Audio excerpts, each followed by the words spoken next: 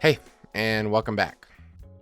Late last year, I was able to collaborate with Nordic Drum Shells to put together a new set for myself, and in addition to all the shells they sent me to the specifications I asked for, they also sent me all the cutoff portions of the shell, because when you press and mold a shell, you don't just create it to the depth you're looking for right away, you make a full tube, and then you cut down those segments for each piece you would need.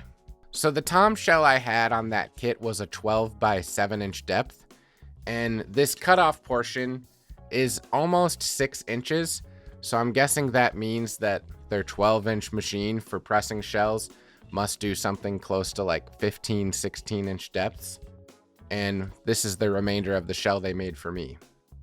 I've been trying to think what I could do with this shell, and one of the obvious thoughts was to make another tom and use it with the small travel bass drum I recently built.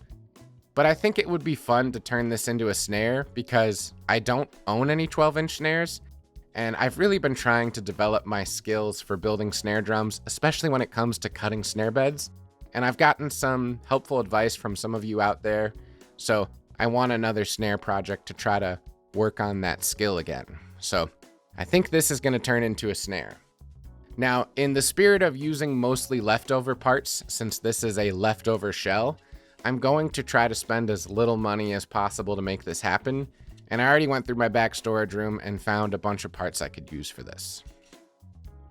So when it comes to the lugs, I'm going to use these right here, which are from Drum Factory Direct, and they're Gretsch style lugs, not actual Gretsch lugs. But they're some of the cheapest lugs you can find on their website, and they are dual-ended, which means I'll only need to drill one set of lugs to get both heads attached to it. I already have plenty of 12-inch hoops, but I don't have any snare side hoops with the slots in them, so I was able to find one on Amazon for like $12, and that's going to be here later today. Luckily, I have a set of 12-inch snare wires, and I believe I ordered this from Drum Factory Direct last year, because they have a setup where if you spend more than $100, you can get free shipping. So sometimes when I'm getting close to that $100 threshold, I just throw on some random cheap parts. And this is a generic set of snare wires. So I probably knew this project was coming when I ordered this. And then at that same time, I also ordered a snare side head. This is their generic brand.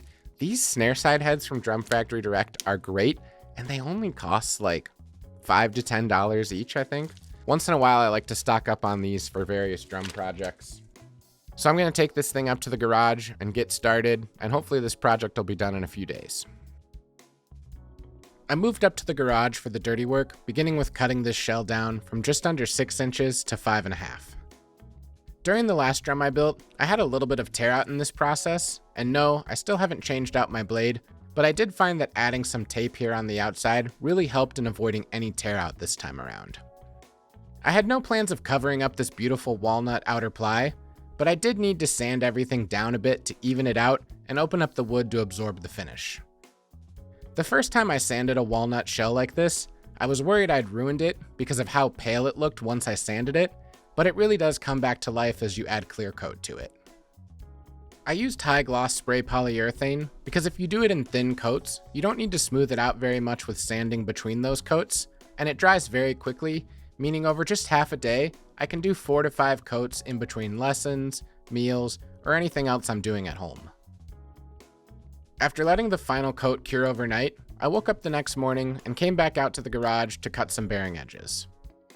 With this being a snare drum and a smaller diameter shell, I knew that I wanted to go with double 45-degree edges to get the most detail and clarity possible from this drum. I began by cutting a very small chamfer on the outside, and then came back to the inside and did a couple passes to work my way up to a deeper edge until I had the depth of edge I was looking for. And before I could bring this drum back downstairs, I quickly went over these fresh edges with the sanding block just to smooth everything out a little bit. With all the dirty work done, I brought this drum back into the basement to begin the process of layout for all the lugs, as well as the throw-off and butt plate. I've mentioned it on the last few drum build videos, but this layout mat, mounted to a piece of plywood on a Lazy Susan wheel, has been an absolute game changer for quick work of this process. Now typically I would wait to cut snare beds until after I drill out all the holes, but since I was in position already, I decided to do it right away. I've been on a journey to get better at cutting snare beds, and after consulting a bunch of different drum builders that I respect and trust, it seems that doing it by hand is still most practical. I did this with a rasp, trying to get an even dip across about 2 inches of the shell, centered where my throw-off and butt plate would be, and then came back to angle out and transition those a little more smoothly into the rest of the bearing edge. Compared to the last drum I built, this was much less work in terms of holes to mark out and drill. Using dual-ended lugs cuts the amount of lug holes in half, and with this only being a 6-hole pattern, it was really just 12 lug holes in total. The throw-off and butt plate added 2 more holes for each, and finally, a single hole for the air vent grommet, so all in all, just 17 holes to drill out. As I wrapped up with layout and drilling, I moved into assembly by hand threading all the pieces onto the shell, and then came back around with the screwdriver to tighten things up and make sure they were going to stay in place for good. When it came time to add heads, I was grateful to have enough of these short tension rods to work for this shell, saving me from having to purchase anything else or delaying this project waiting for a delivery. Getting a drum tuned up is always the most rewarding part of a build for me, seeing it all come together and being able to make a sound on its own, so I was eager to get this wrapped up and get to playing on this thing.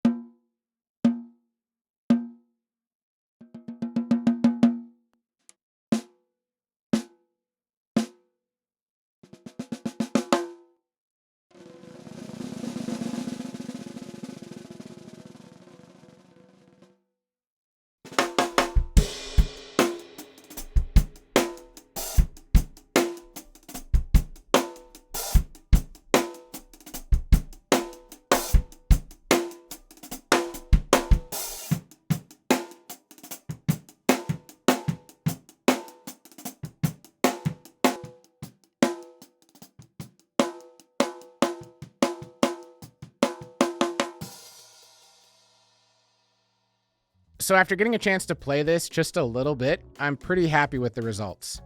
I don't own a 12-inch snare among any of the snare drums I own, so this is certainly new territory for me, and it's going to take some time to learn how to get the feel right when playing it and the touch, but also getting used to tuning it and learning how it reacts to different tunings and finding a sweet spot for it.